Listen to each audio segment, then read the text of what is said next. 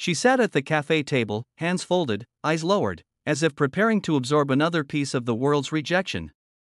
The late morning sunlight poured through the glass windows, bright and warm, yet her expression looked like someone standing in the cold. The man who had been set up with her, a tall, well-dressed office worker named Rowan, had just walked away only minutes after learning she was deaf. Not a goodbye, not a kind nod. Just a look of discomfort, a forced excuse, and the scraping sound of a chair being pushed back across the floor. The server, the customers, everyone pretended not to notice. But I noticed everything. I had been watching from the next table. And I saw the way her fingers trembled slightly, as if she were trying to hold herself together. If you believe in kindness, compassion, and giving people a second chance, then please take a moment to like, comment, share, and subscribe to Kindness Chronicles.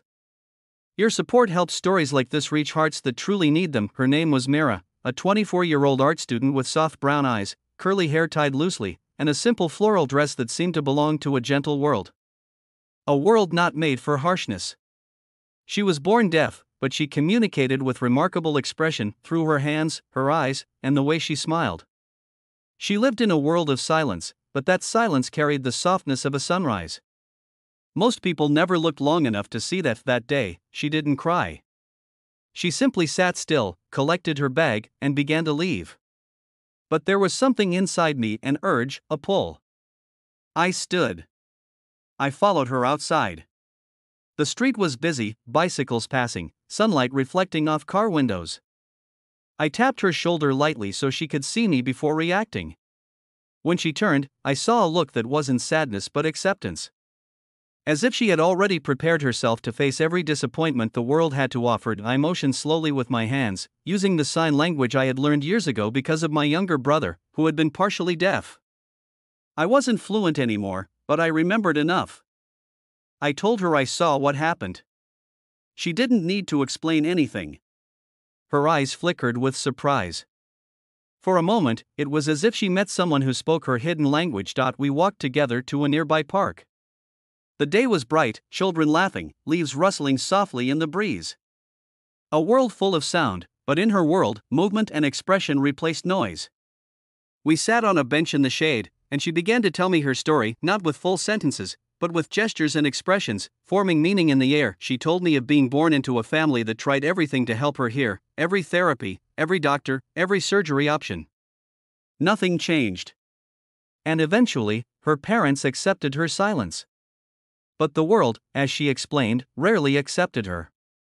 People spoke about her in front of her. They assumed she could not understand emotions or humor or intelligence or dreams. They thought silence meant emptiness. But her silence was full of color, memory, longing, music only she could feel, not hear. She showed me her sketchbook. Page after page of drawings. Soft portraits. Vibrant colors. Scenes of nature. But the most striking ones were portraits of people with emotions painted not on their faces, but in their hearts. You didn't just look at her art. You felt it. As we spent time together, the days began to feel brighter. We met often in the park, in the cafe, or in art studios where she worked on pieces for her upcoming exhibition. I learned more signs to communicate better. She laughed often, even though she couldn't hear laughter. She expressed joy with a sparkle in her eyes and the way she pressed her palms together near her chest. Her happiness was gentle and precious, but the world did not change just because we found a connection point. One afternoon, I accompanied her to a family gathering. Her relatives loved her, but they also worried. They were afraid no one would marry her, afraid she would always be misunderstood. They whispered concerns they thought she couldn't hear, but I watched Myra's face. She understood. She didn't need sound to read intention. After the gathering, her father, a kind but tired man with silver hair, took me aside. He appreciated that I spent time with her. He said Mira had been through many disappointments, many rejections.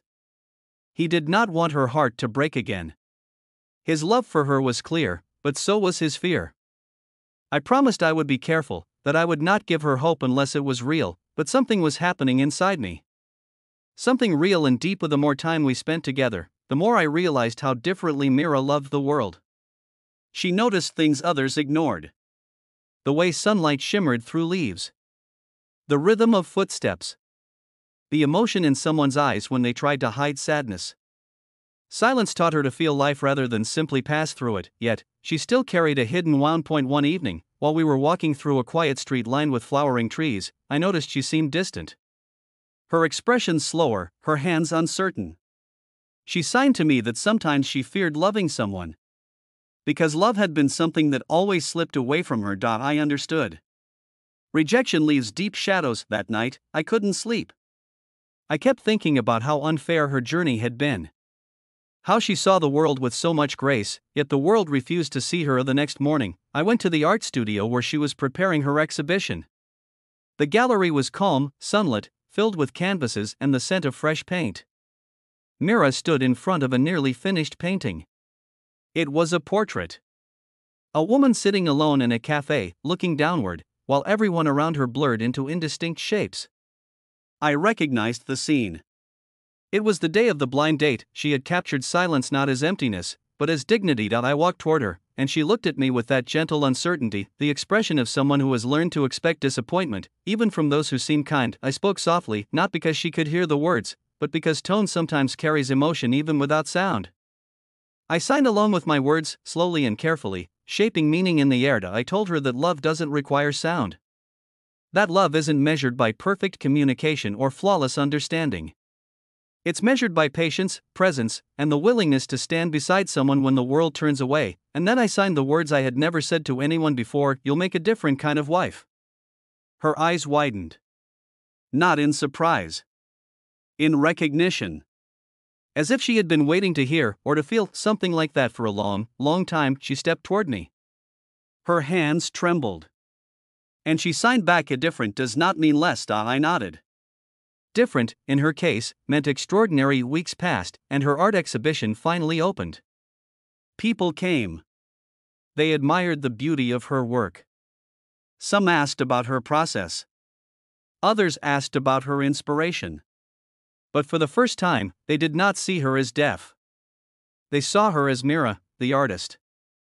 The one who painted emotions the way others paint landscapes. I stood beside her, not as a savior, not as a protector, but simply as someone who finally understood what she had always been. A quiet miracle in a loud world. If this story has touched your heart, please like, comment, share, and subscribe to Kindness Chronicles.